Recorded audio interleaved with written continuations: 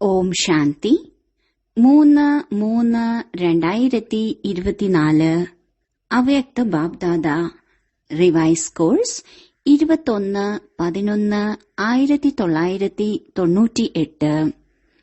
മുരളിയുടെ ടൈറ്റിലാണ് സേവനത്തോടൊപ്പം ദേഹത്തിലിരുന്നും വിദേഹി അവസ്ഥയുടെ അനുഭവം വർദ്ധിപ്പിക്കൂ. ഇന്ന് ബാബ്ദാദ 4 ഭാഗത്തുമുള്ള കുട്ടികളെ കണ്ട് ഹർഷിതമായിരിക്കുന്നു. കാരണം ബാബയ്ക്കറിയാം തന്റെ ഓരോ കുട്ടിയും ലാസ്റ്റ് പുരുഷാർത്ഥിയാണെങ്കിൽ പോലും വിശ്വത്തിലെ ഏറ്റവും വലിയ ഭാഗ്യവാനാണ്. കാരണം ഭാഗ്യവിധാതാവായ ബാബയെ മനസ്സിലാക്കി തിരിച്ചറിഞ്ഞു. ഭാഗ്യവിധാതാവിന്റെ ഡയറക്റ്റ് കുട്ടിയായി മാറി. ഇങ്ങനെ ഒരു ഭാഗ്യം മുഴുവൻ കൽപ്പത്തിലും മറ്റൊരാത്മാവിനും ഇല്ല, ഇനി ഉണ്ടാവുകയുമില്ല. അതുപോലെ തന്നെ മുഴുവൻ വിശ്വത്തിലും ഏറ്റവും കൂടുതൽ സമ്പത്തുള്ളവൻ അല്ലെങ്കിൽ ധനവാൻ മറ്റാരും ആകുകയുമില്ല. എത്ര വലിയ കോടീശ്വരനായാലും നിങ്ങൾ കുട്ടികളുടെ ഖജനാവുമായി തുലനം ചെയ്യുക സാധ്യമല്ല. കാരണം കുട്ടികളുടെ ഓരോ ചുവടിലും കോടികളുടെ സമ്പാദ്യമാണ്. ഓരോ ദിവസവും ദിവസം മുഴുവൻ 1-2 ചുവടെങ്കിലും ബാബയുടെ ഓർമ്മയിൽ ഇരുന്നു അല്ലെങ്കിൽ ചുവടുയർത്തി എങ്കിൽ ഓരോ ചുവടിലും കോടിയാണ്. എങ്കിൽ ഒരു ദിവസം എത്ര സമ്പാദ്യം ശേഖരിക്കും? ഒരു ദിവസം കോടികൾ സമ്പാദിക്കുന്ന ആരെങ്കിലും ഉണ്ടാകുമോ? അതിനാൽ ബാബ്ദാദ പറയുന്നു, ഭാഗ്യവാനെ കാണണമെങ്കിൽ അല്ലെങ്കിൽ ലോകത്തിലെ ഏറ്റവും വലിയ ധനവാനായ ആത്മാവിനെ കാണണമെങ്കിൽ ബാബയുടെ കുട്ടികളെ നോക്കൂ. നിങ്ങൾ കുട്ടികളുടെ കൈവശം ഒരു സ്ഥൂല ധനത്തിന്റെ ഖജനാവ് മാത്രമല്ല ഉള്ളത്. അവർ കേവലം ധനത്താൽ മാത്രമാണ് സമ്പന്നർ. എന്നാൽ നിങ്ങൾ കുട്ടികൾ ഏതെല്ലാം ഖജനാവുകളാൽ സമ്പന്നരാണ്? ഖജനാവുകളുടെ ലിസ്റ്റ് അറിയില്ലേ? ഈ സ്ഥൂലധനം അത്ര വലിയ കാര്യമൊന്നുമല്ല. എന്നാൽ നിങ്ങളുടെ കയ്യിൽ ജ്ഞാന ഖജനാവ്, ശക്തികളുടെ ഖജനാവ്, സർവഗുണങ്ങളുടെയും ഖജനാവ്, സന്തോഷത്തിന്റെ ഖജനാവ്, കൂടാതെ സർവർക്കും സുഖശാന്തിയുടെ വഴി പറഞ്ഞു കൊടുക്കുന്നതിലൂടെ ആശീർവാദങ്ങളുടെ ഖജനാവും ലഭിക്കുന്നു.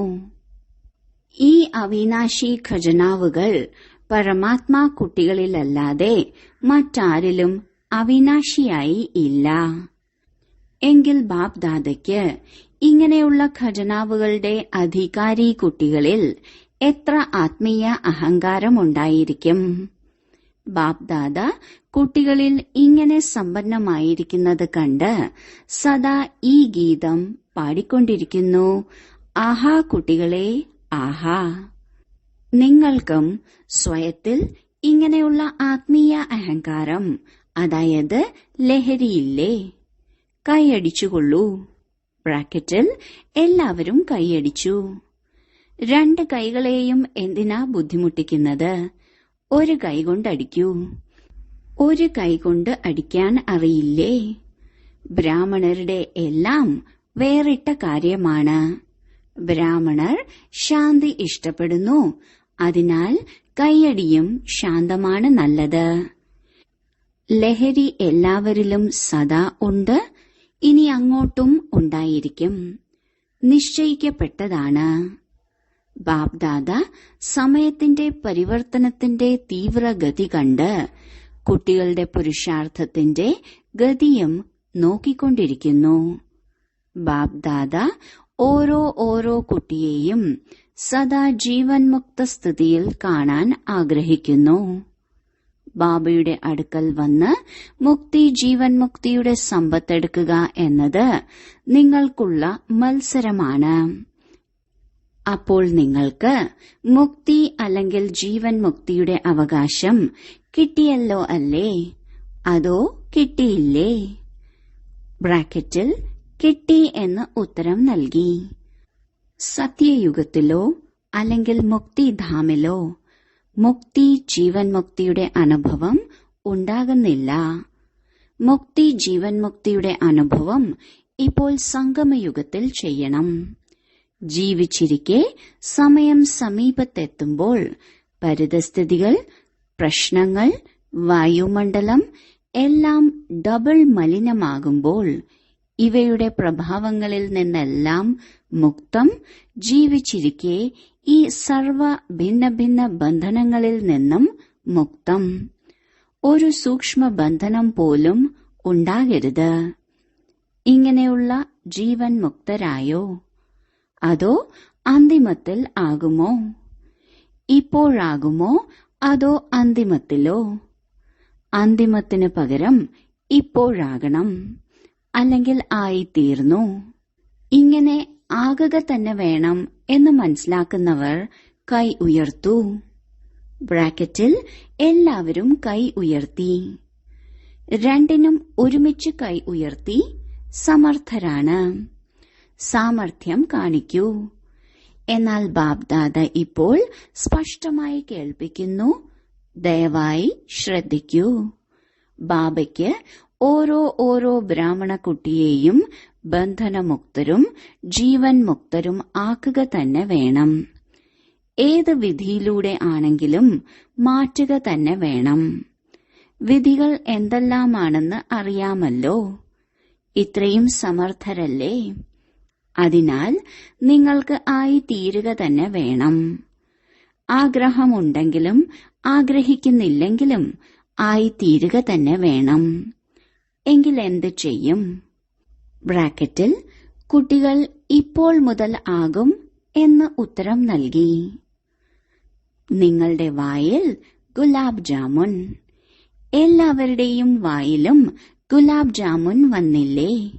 ഇപ്പോൾ ബന്ധനമുക്തമാകുന്നതിനുള്ള ഗുലാബ് ജാമുൻ ആണിത്. ഗുലാബ് ജാമുൻ കഴിക്കൂ എന്നല്ല. ഹാളിലെ അലങ്കാരം വളരെ നന്നായിട്ടുണ്ട്. മുഴുവനും മാലകളാണ്. ഇവിടെ വന്ന് നോക്കുകയാണെങ്കിൽ മാലകളെ പോലെ കാണുന്നു. ഈ കസേരകളിൽ ഇരിക്കുന്നവരുടെയും മാല തയ്യാറായി.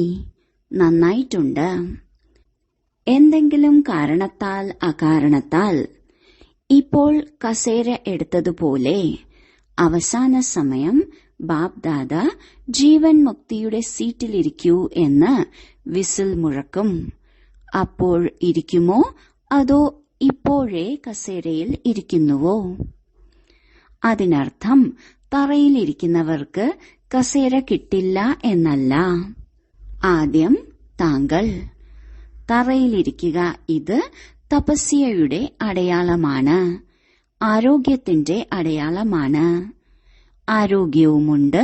തപസ്സിലൂടെ ഖജനാവുകളുടെ സമ്പത്തുമുണ്ട്. എവിടെ ആരോഗ്യവും സമ്പത്തുമുണ്ടോ അവിടെ സന്തോഷവുമുണ്ട്. നല്ലതാണ്. ആരോഗ്യമുള്ളവരുമാണ്, സമ്പന്നരുമാണ്. കുട്ടികൾക്ക് 3 പ്രകാരത്തിലുള്ള സ്റ്റേജുകളുണ്ടെന്ന് ഇന്ന് ബാബ്ദാദ കണ്ടുകൊണ്ടിരിക്കുന്നു. ഒന്നാമത്തേത് പുരുഷാർത്ഥി. അതിൽ പുരുഷാർത്ഥികളുമുണ്ട്, തീവ്ര പുരുഷാർത്ഥികളുമുണ്ട്. രണ്ടാമത്തേത് പുരുഷാർത്ഥത്തിന്റെ പ്രാലബ്ധം ജീവൻ മുക്ത അവസ്ഥയുടെ സ്റ്റേജ് അനുഭവിക്കുന്നവർ. അവസാനത്തേത് സമ്പൂർണ്ണ സ്റ്റേജ്. ദേഹത്തിലിരുന്നും വിദേഹി അവസ്ഥയുടെ അനുഭവം ചെയ്യുന്നവർ. ഈ 3 സ്റ്റേജും കണ്ടു. പുരുഷാർത്ഥത്തിന്റെ സ്റ്റേജാണ് കൂടുതൽ കണ്ടത്. ജീവൻ മുക്തമാകുന്നതാണ് പ്രാലബ്ധം. സെന്ററിൽ നിമിത്തമാകുന്നതോ നല്ല സ്പീക്കർ ആകുന്നതോ ഡ്രാമയനുസരിച്ച് വ്യത്യസ്തമായ വിശേഷമായ സേവനത്തിന് നിമിത്തമാകുന്നതോ അല്ല പ്രാലബ്ധം. അത് പ്രാലബ്ധമല്ല. കൂടുതൽ മുന്നോട്ടു പോകുന്നതിന്, സർവരിൽ നിന്നും ആശീർവാദം എടുക്കുന്നതിനുള്ള ലിഫ്റ്റാണ്. ജീവൻ മുക്തമാകുന്നതാണ് പ്രാലബ്ധം. യാതൊരു ബന്ധനവും ഉണ്ടാകില്ല. നിങ്ങൾ ഒരു ചിത്രം കാണിക്കാറില്ലേ? സാധാരണക്കാരനായ അജ്ഞാനി ആത്മാക്കളെ എത്ര കയറുകൾ കൊണ്ട് ബന്ധിച്ചതായിയാണ് കാണിക്കുന്നത്. അത് അജ്ഞാനി ആത്മാക്കൾക്കുള്ള ലോഹത്തിന്റെ ചങ്ങലയാണ്. വലിയ വലിയ ബന്ധനമാണ്. എന്നാൽ ജ്ഞാനി ആത്മാക്കളായ കുട്ടികളുടേത് വളരെ മഹനീയവും ആകർഷിക്കുകയും ചെയ്യുന്ന നൂലാണ്. ലോഹത്തിന്റെ ചങ്ങല ഇപ്പോഴില്ല. വളരെ മഹനീയവും രാജകീയവുമായതാണ്. വ്യക്തിത്വം അനുഭവം ചെയ്യുന്നതാണ്. എന്നാൽ ആ നൂല് കാണാൻ സാധിക്കില്ല. തന്റെ നന്മ പ്രകടിപ്പിക്കുന്നതാണ്. നന്മ ഇല്ല എങ്കിൽ പോലും നമ്മൾ വളരെ നല്ലവരാണെന്ന് തോന്നിപ്പിക്കും. നമ്മൾ വളരെ മുന്നോട്ടു പോയിക്കൊണ്ടിരിക്കുന്നു എന്നും തോന്നിപ്പിക്കും. ബാപ്ദാദ കണ്ടുകൊണ്ടിരിക്കുകയായിരുന്നു. ഈ ജീവൻ ബന്ധനത്തിന്റെ നൂല് ഭൂരിഭാഗം പേരിലുമുണ്ട്. ഒന്നായിരിക്കാം, പകുതിയായിരിക്കാം. എന്നാൽ ജീവൻ മുക്തരായവർ വളരെ വളരെ കുറവാണ്. ബാപ്ദാദ കാണുന്നുണ്ടായിരുന്നു. കണക്കനുസരിച്ച് രണ്ടാമത്തെ സ്റ്റേജാണ് ജീവൻ മുക്തി. ലാസ്റ്റ് സ്റ്റേജ് ദേഹത്തിൽ നിന്ന് വേറിട്ട വിദേഹി അവസ്ഥയാണ്. ആ സ്റ്റേജിനും ഇപ്പോൾ കേൾപ്പിച്ച സ്റ്റേജിനും വേണ്ടി വളരെ വളരെ ശ്രദ്ധിക്കണം. എല്ലാ കുട്ടികളും ചോദിക്കുന്നു, 1999 വന്നാൽ എന്ത് സംഭവിക്കും, എന്ത് ചെയ്യും, എന്ത് ചെയ്യും, എന്ത് ചെയ്യാതിരിക്കും എന്ന്. ബാപ്ദാദ പറയുന്നു, 99ന്റെ ചക്രത്തെ വിടൂ. ഇപ്പോൾ വിദേഹി സ്ഥിതിയുടെ അനുഭവമാണ് വേണ്ടത്. ഏത് പരിതസ്ഥിതി വന്നുകൊണ്ടിരിക്കുന്നുവോ, ഏത് വരാനിരിക്കുന്നുവോ, അവയിലെല്ലാം വിദേഹി സ്ഥിതിയുടെ അഭ്യാസം വളരെയധികം ആവശ്യമാണ്. അതിനാൽ ബാക്കി എല്ലാ കാര്യങ്ങളും വിടൂ. ഇങ്ങനെ ഉണ്ടാകില്ലല്ലോ, അങ്ങനെ ഉണ്ടാകില്ലല്ലോ, എന്തു സംഭവിക്കും എന്ന ചോദ്യം ഉപേക്ഷിക്കൂ. വിദേഹി അഭ്യാസം ചെയ്യുന്ന കുട്ടികളിൽ ഏത് പരിതസ്ഥിതിക്കും ഏത് പ്രശ്നങ്ങൾക്കും പ്രഭാവം ചെലുത്താൻ സാധിക്കില്ല.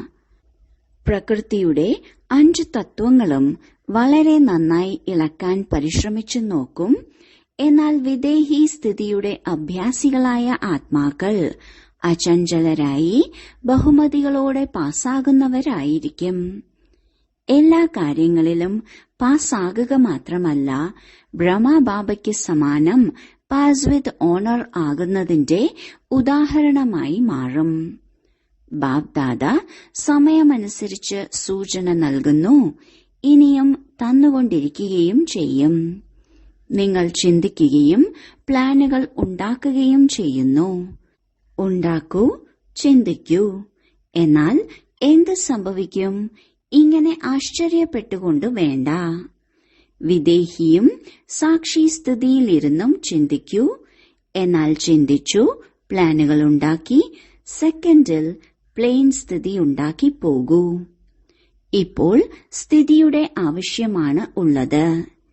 ഈ വിദേഹി സ്ഥിതി വളരെ സഹജമായി പരിതസ്ഥിതികളെ മറികടക്കാൻ സഹായിക്കും. മേഘം വരികയും പോകുകയും ചെയ്യുന്നതുപോലെ വിദേഹി അചഞ്ചലരായി കളി കാണുന്നു. ഇപ്പോൾ ലാസ്റ്റ് സമയത്തെക്കുറിച്ച് ചിന്തിക്കുന്നു. എന്നാൽ ലാസ്റ്റ് സ്ഥിതിയെക്കുറിച്ച് ചിന്തിക്കൂ. ബാപ്ദാദ 4 ഭാഗത്തുമുള്ള സേവന വാർത്തകൾ കേട്ടുകൊണ്ടിരിക്കുന്നു. എല്ലാ അക്ഷീണ സേവാധാരികൾക്കും ഹൃദയത്തിൽ നിന്നും ആശംസകളും നൽകുന്നു. വളരെ ഉണർവിലും ഉത്സാഹത്തിലും സേവനം ചെയ്തുകൊണ്ടിരിക്കുന്നു. മുന്നോട്ടു പോകുമ്പോഴും ചെയ്തുകൊണ്ടിരിക്കൂ. എന്നാൽ സേവനത്തിന്റെയും സ്ഥിതിയുടെയും ബാലൻസ് ഇടയ്ക്കൽപ്പം ഇങ്ങോട്ട് ചായുന്നു, ഇടയ്ക്ക് അങ്ങോട്ട് ചായുന്നു. സേവനം നന്നായി ചെയ്യൂ. ബാപ്ദാദ തടയുന്നില്ല. കൂടുതൽ കൂടുതൽ ചെയ്യൂ. എന്നാൽ സദാ സേവനത്തിന്റെയും സ്ഥിതിയുടെയും ബാലൻസ് വെച്ച് ചെയ്തുകൊണ്ടിരിക്കൂ.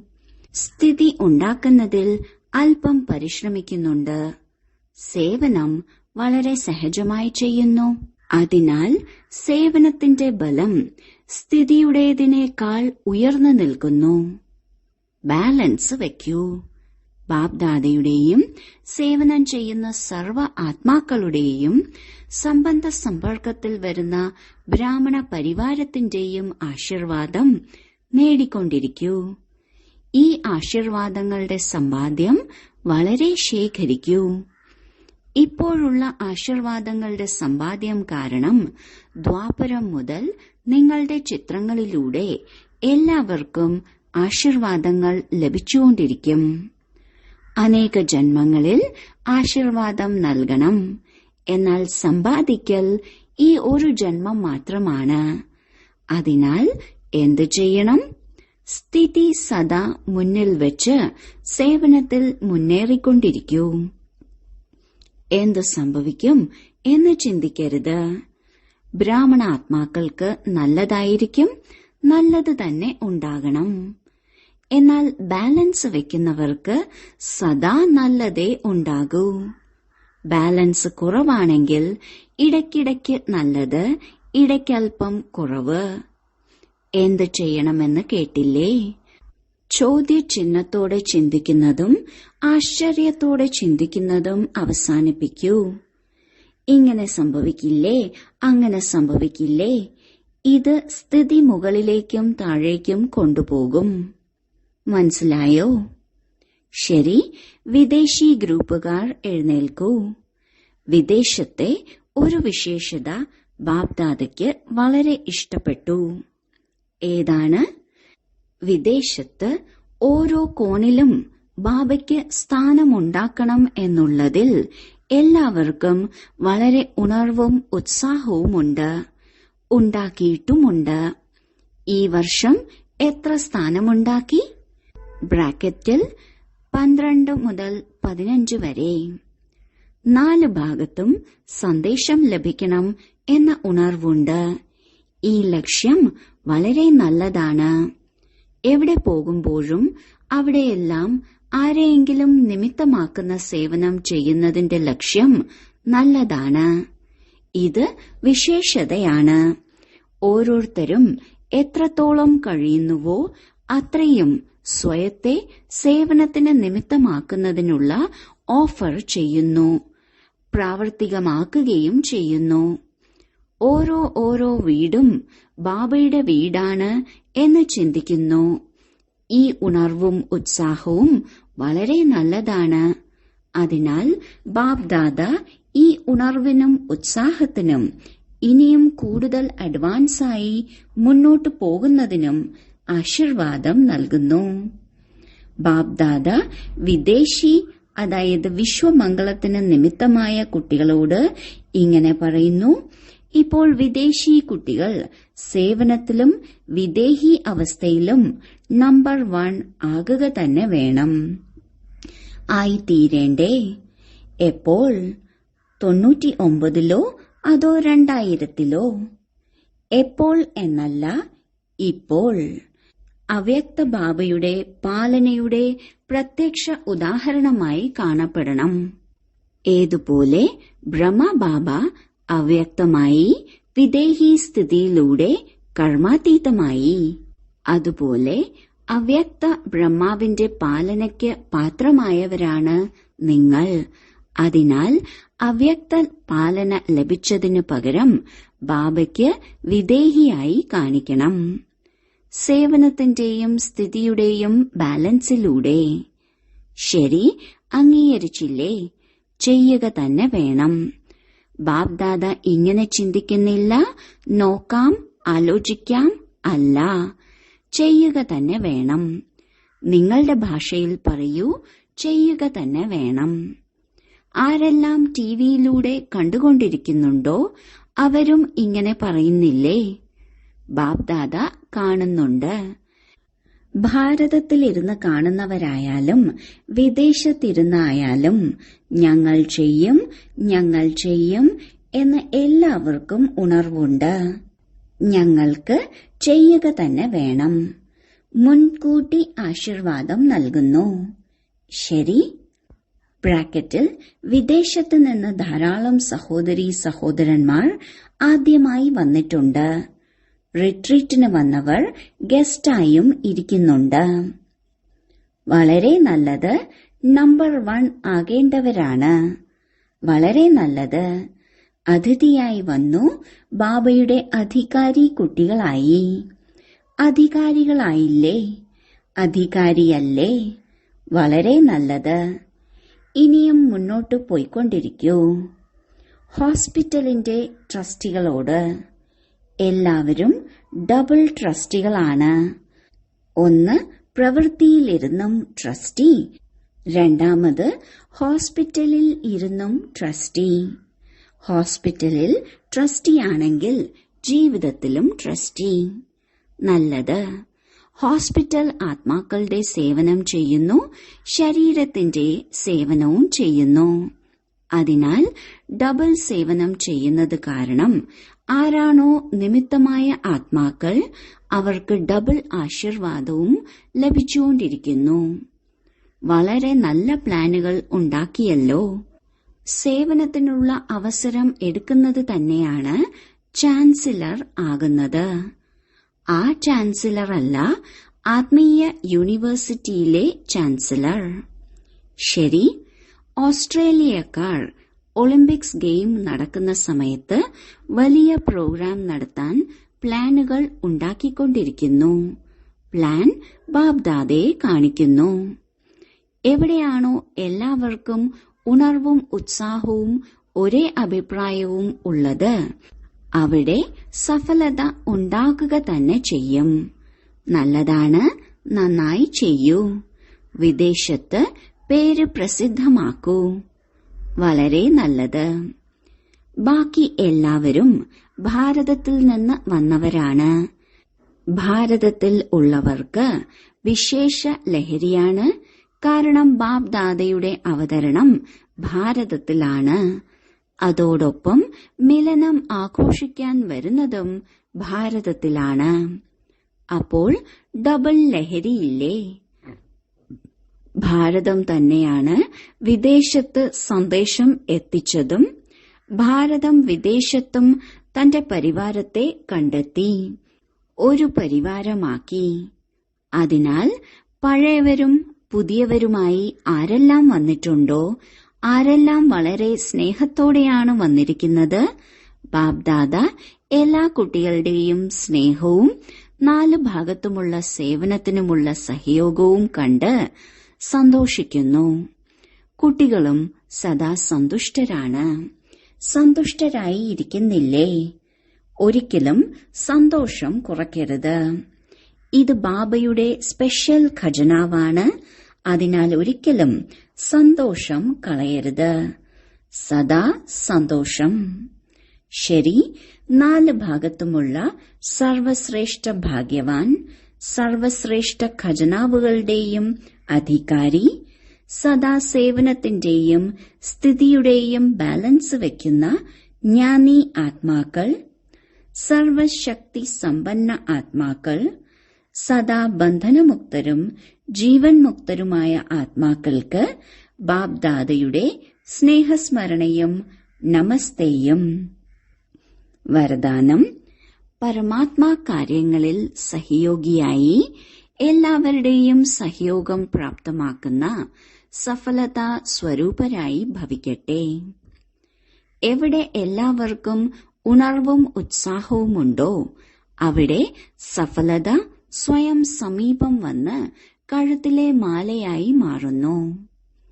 ഏതൊരു വിശാലമായ കാര്യങ്ങളിലും ഓരോരുത്തരുടെയും സഹയോഗത്തിന്റെ വിരലുകൾ ആവശ്യമുണ്ട്. സേവനത്തിന്റെ അവസരം എല്ലാവർക്കുമുണ്ട്. എനിക്ക് ചെയ്യാൻ സാധിക്കില്ല, സമയമില്ല എന്നിങ്ങനെ ആർക്കും ഒഴിവുകഴിവ് പറയാൻ സാധിക്കില്ല. നിന്നോ ഇരുന്നോ 10 മിനിറ്റെങ്കിലും സേവനം ചെയ്യൂ. ആരോഗ്യം ശരിയല്ലെങ്കിൽ വീട്ടിലിരുന്ന് ചെയ്യൂ. മനസ്സുകൊണ്ട് സുഖചിന്തകൾ കൊണ്ട് സുഖമയ സ്ഥിതിയാൽ സുഖമയമായ ലോകം ഉണ്ടാക്കൂ. പരമാത്മാ കാര്യങ്ങളിൽ സഹയോഗി ആവുകയാണെങ്കിൽ സർവരുടെയും സഹയോഗം ലഭിക്കും.